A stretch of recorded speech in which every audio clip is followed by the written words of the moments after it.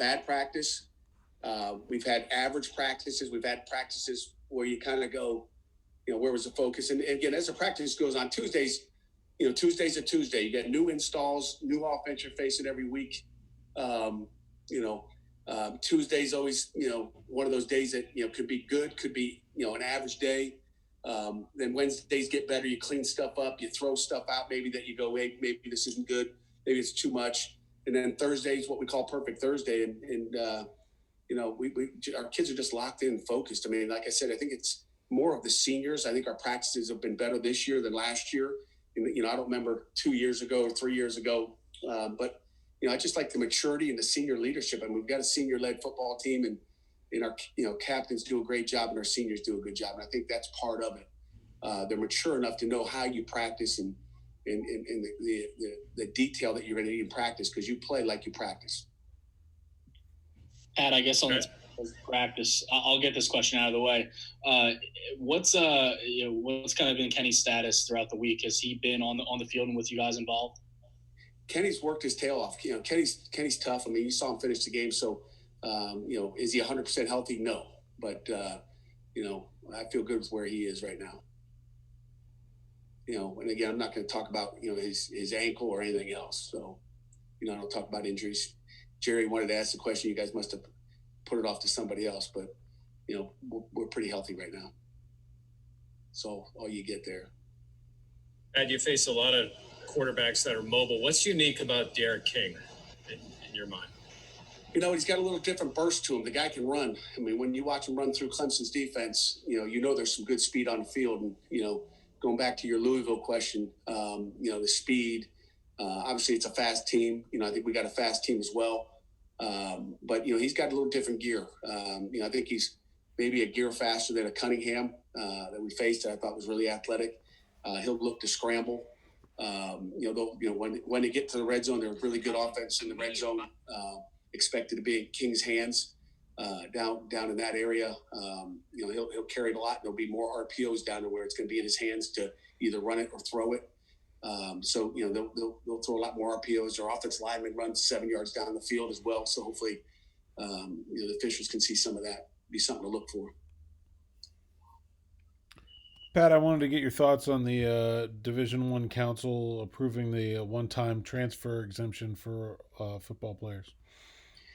You know what? I don't think they made any decision. I think they're voting on it in January sometime. But, obviously it's great for the kids. It's hard on roster management. We've been fortunate to, maybe take advantage of it more than lose guys to that. But when you say there's no penalty, I think it just opens up, opens up the gates a little bit.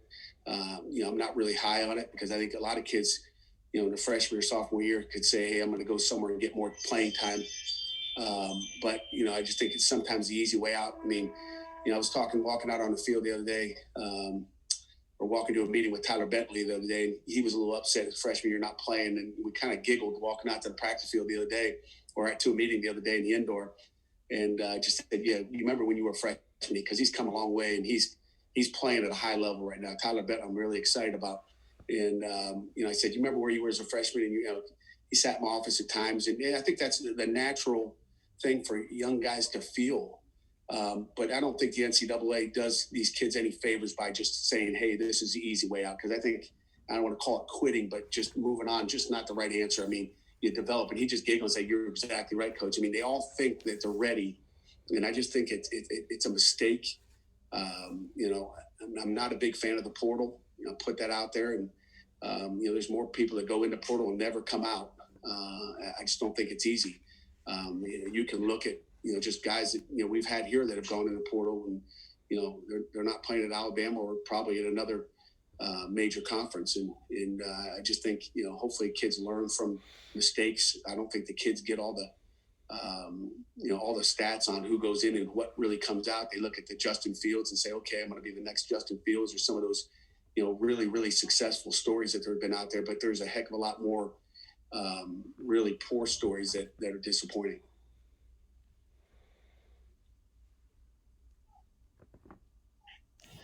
We were talking with Patrick Jones the other day, and he was saying how he likes to sneak a peek at watching TJ Watt and Bud Dupree.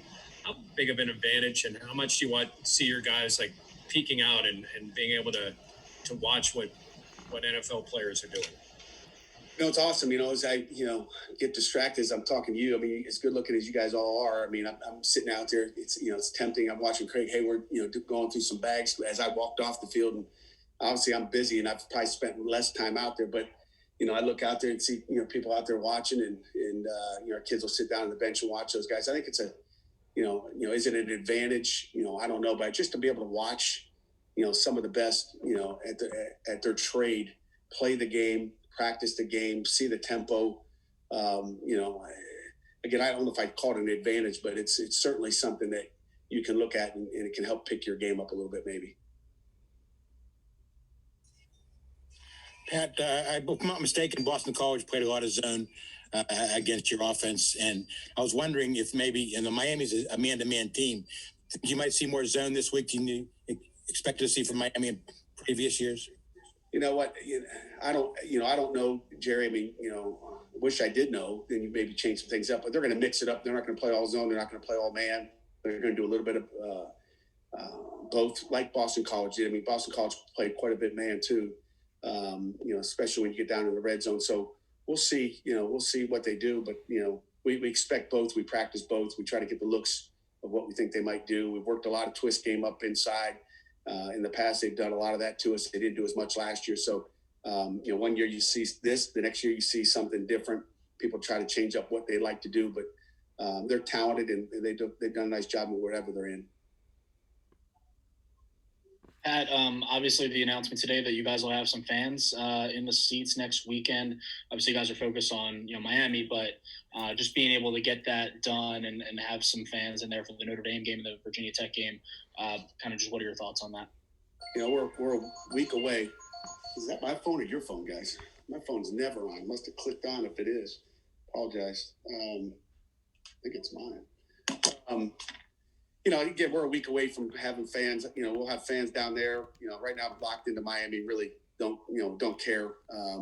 We got 2 home games left. Our kids, I know, were disappointed not to have them out a couple weeks ago, and then 3 days later, we're allowed to have them. So we'll just deal with what we have right now. Worried about the crowd and some of the pumped-in music that we'll have down there. Just hope it goes both ways as far as the sound when we're on offense and they're on offense. I'm worried about just Miami right now. Coach, how's Kessman this week? I know kickers have a short memory, but I'm just asking how his week has been, and is that all over with now? You hope so. I mean, like I said, he kicks a 58-yarder, and there's some fluke things that happen, and I wasn't disappointed in his field goal kicking at all, but you hope everybody has a short memory. But I can say this with he hasn't missed a field goal or an extra point all week. We have 2 live periods where we kick it, and we got pretty good rush coming at him as well with those corners coming off the edge. Jason Pinnock in practice and Marquez really do a good job coming off the edge and laying out at their feet and all that. So we always constantly give them pressure as far as that goes, and he's been sharp all week. So I feel good with where he is. I always feel good with where he is. Guy used to be a boxer. He's used to taking a punch and coming back and swinging. Pat, has he earned more playing time? Who? Is he starting to earn more playing time? Some days he is, and some days he isn't. The one time he got hit, and we probably should have had a completed passing. It's just young mistakes. But I don't know if you remember the one play he got hit in the BC game. It was a zone coverage. You talked about the zone or man, but it was a zone coverage. He should have sat down and should have never got hit and should have been a completed pass. So, he's a freshman, and every week, it's a different look as far as what you're going to see on the field. And that's for all tailbacks. You try to play the guys that are making plays during the week, and really all those guys. AJ's back 100% right now, so that's a good thing.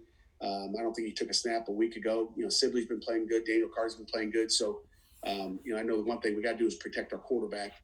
We can't let him take hits, and the protection is going to be as important as the run game this week. Alan, I think you had a question. Go ahead. Yeah, Pat, Monday you mentioned maybe you feel like you've overworked the corners a little bit. We've seen the other guys in at safety, Hallett and Hill. Who are the guys that you're kind of looking at if you were going to say maybe I need to sit Jason Pinnock down for 20 snaps? who is kind of at the top of the list to get those reps right now? Yeah, we're not going to sit Jason Pinnock down for any snaps. I mean, if we get him, to sit down, it's going to be just to get him up low and get him fresh. Jason Pinnock is our best corner, and I got full confidence in him. Again, it's hard. I don't want a guy playing 77 plays and then the week before playing 90 plays, and I think he played 90 the week before. So that's like 3 games worth, which means we got to get off the field on the first series of the game in both situations. I believe we've had 2 long series, so. But the guys that could come in that you will see, matter of fact, and AJ Woods has had a great week of practice. He's competing. And I told him at the beginning of the week, like, AJ, you have to go out there. And I think sometimes guys think that, I'm not going to get in the game. So I've told him this week, you're getting in the game. Coach Collins has emphasized you're getting in the game, so you better be ready to go. And, and everybody's counting on you and trusting you're going to do your job. So he's very qualified to do it. We thought that early in the year. He's played solid when he's been in there. I think he had a PI and he gave up a big pass so far, but anybody can give up a big pass. So we got to eliminate the big passes.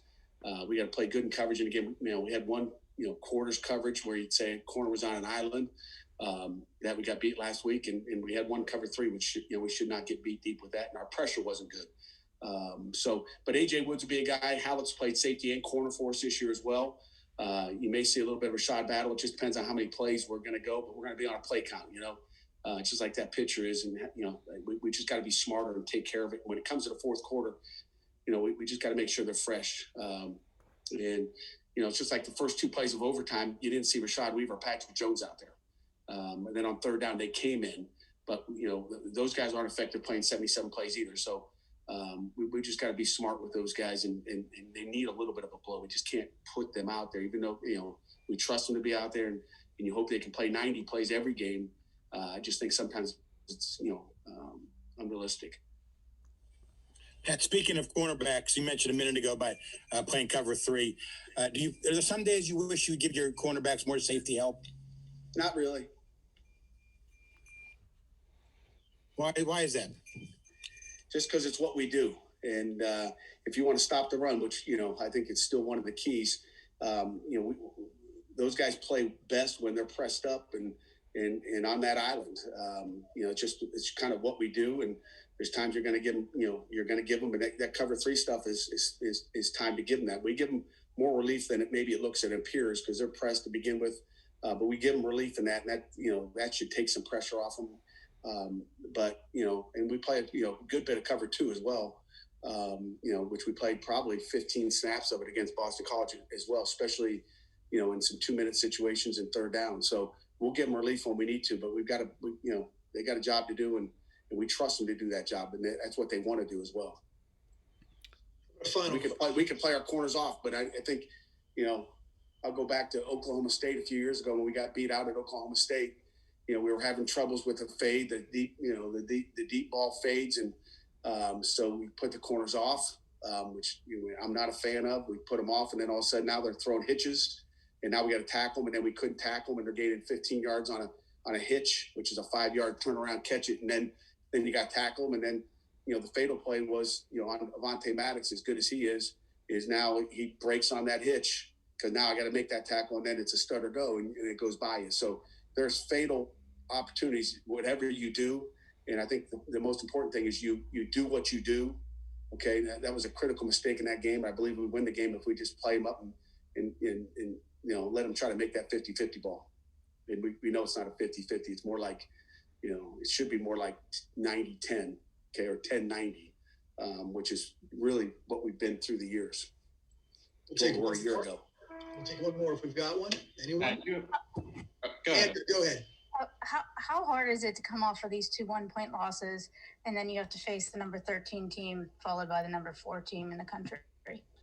Worried about the 13 before we get to 14 or whatever that Notre Dame is. I didn't even know.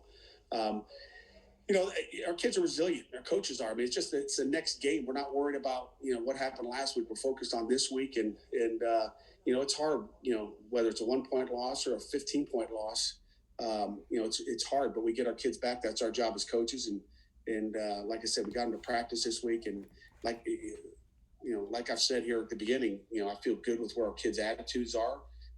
Their mental and physical preparation is there, and that's all we can ask for. And our kids will go out and play hard. Will we be perfect? No. But we're going to play our tails off.